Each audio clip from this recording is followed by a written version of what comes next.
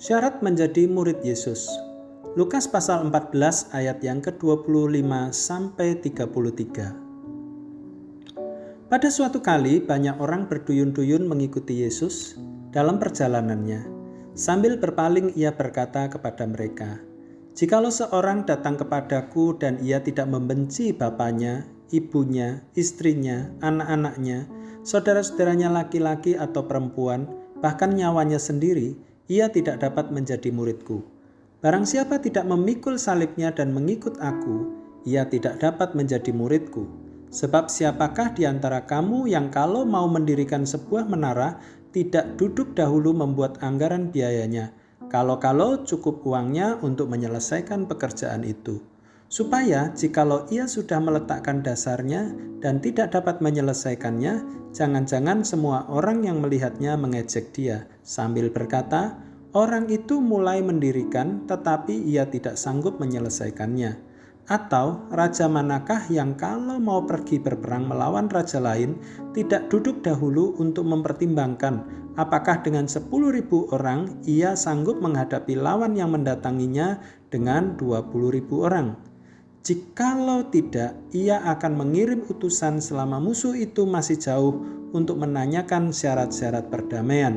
Demikian pula lah tiap-tiap orang di antara kamu yang tidak melepaskan dirinya dari segala miliknya tidak dapat menjadi muridku." Untuk masuk sekolah pilot diperlukan syarat tinggi badan minimal 165 cm. Untuk masuk sekolah dasar, anak harus sudah berumur 6 tahun. Untuk lolos audisi Indonesian Idol, harus punya suara bagus. Pokoknya mau masuk sekolah atau kompetisi manapun ada syaratnya. Lalu apa syarat untuk menjadi murid Tuhan Yesus?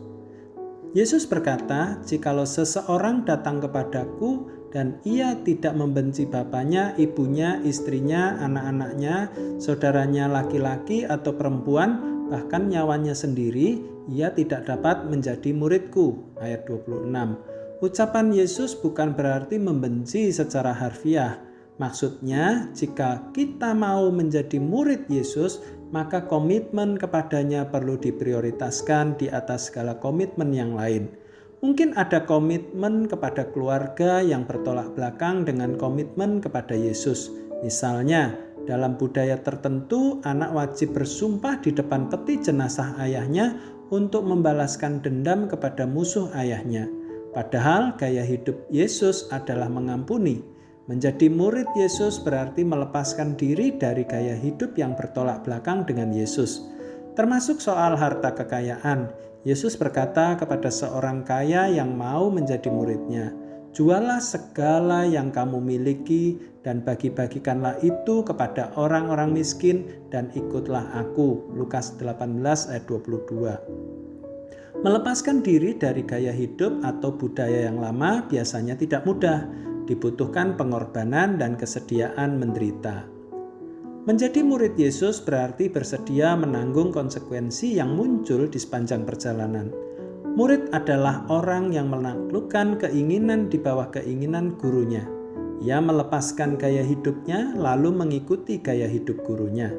Ada kesatuan antara guru dan murid. Seperti yang Yesus ajarkan, "Jikalau kamu tinggal dalam aku dan firman-Ku tinggal dalam kamu, kamu berbuah banyak dan dengan demikian kamu adalah murid-murid-Ku." Yohanes 15 ayat 7 dan 8. Kita dibentuk oleh Roh Kudus agar mengikuti Kristus yang mengasihi, menaati Bapa di setiap keadaan hidup. Ada tantangan dalam menjalani proses pembentukan tersebut, namun Allah senantiasa memberikan kita anugerahnya untuk terus menopang dan menuntun kita agar tetap berjuang dalam mengikut Kristus sampai akhir hayat kita. Kita diterima menjadi murid Tuhan Yesus bukan karena kita memenuhi syarat, melainkan karena Tuhan menganugerahkannya. Tuhan Yesus memberkati.